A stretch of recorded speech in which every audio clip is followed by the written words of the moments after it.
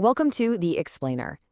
Every single government on Earth, it doesn't matter if it's a democracy or a full-blown dictatorship, has to answer two really big questions. First, how are you going to organize your power across a huge territory? And second, how do you convince people that you even have the right to rule in the first place? So today, we're going to tackle these two massive puzzles of power. Okay, so this first puzzle is all about architecture. Seriously, think of it like building a house.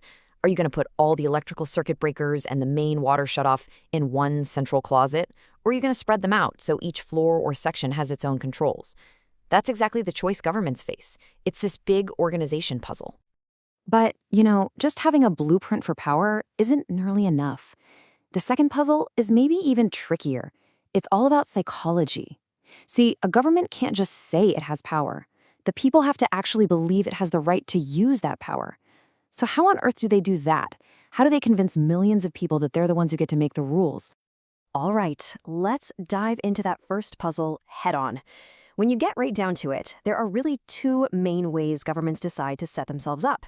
It's this fundamental choice.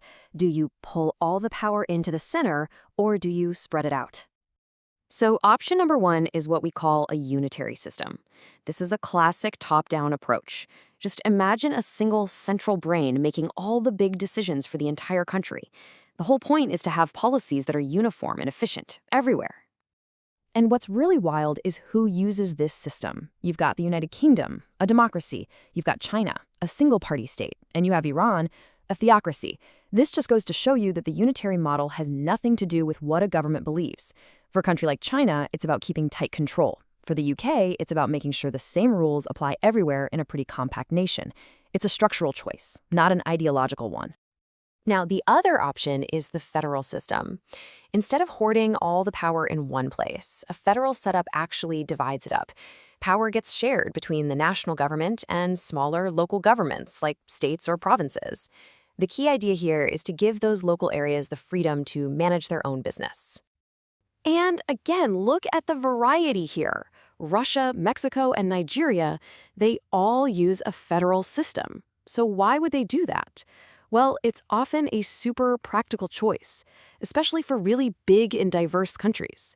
It lets regions handle their own unique local issues, whether that's managing all the different ethnic groups in Nigeria or just dealing with the gigantic distances in a country as vast as Russia. So if you put them side by side, you can really see the trade-off. Look that first row, power location. Unitary is all concentrated, right? Federal is divided. And that one choice has a huge ripple effect on policymaking. You either get national consistency or you get local freedom.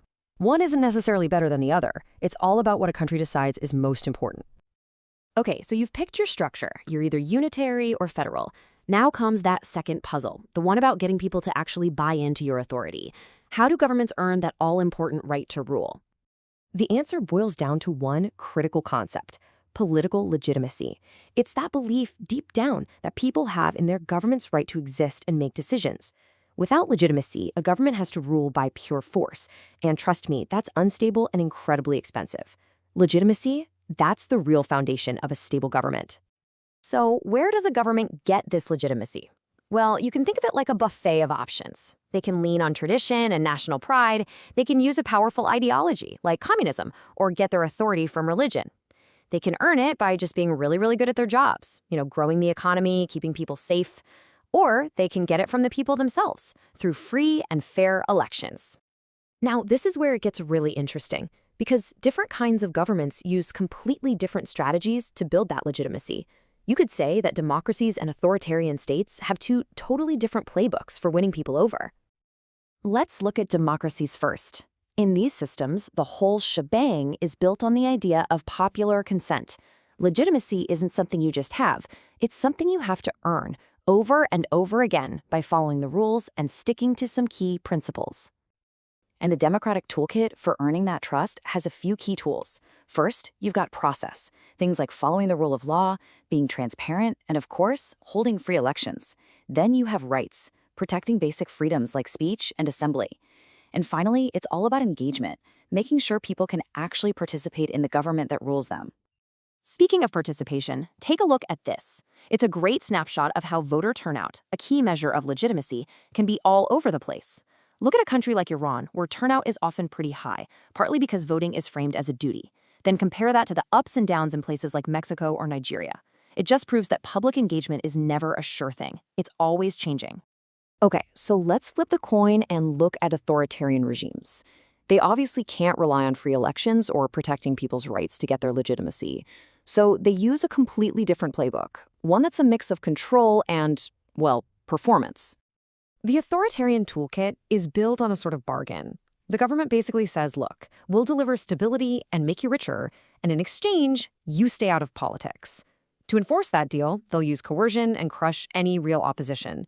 But, and this is a really important part, they often try to create the appearance of fairness, like by holding elections they know they'll win, just to keep up that thin layer of popular support. So after all this, what's the big takeaway? I think it's this. Neither of these puzzles, how to organize or how to be accepted, are ever really solved. The balance is always, always shifting. This quote just nails it, doesn't it? Running a country isn't like building something from a fixed blueprint. It's more like a constant, messy negotiation between the government and its people. And that negotiation is always getting hit with new challenges, both from inside the country and from the world outside.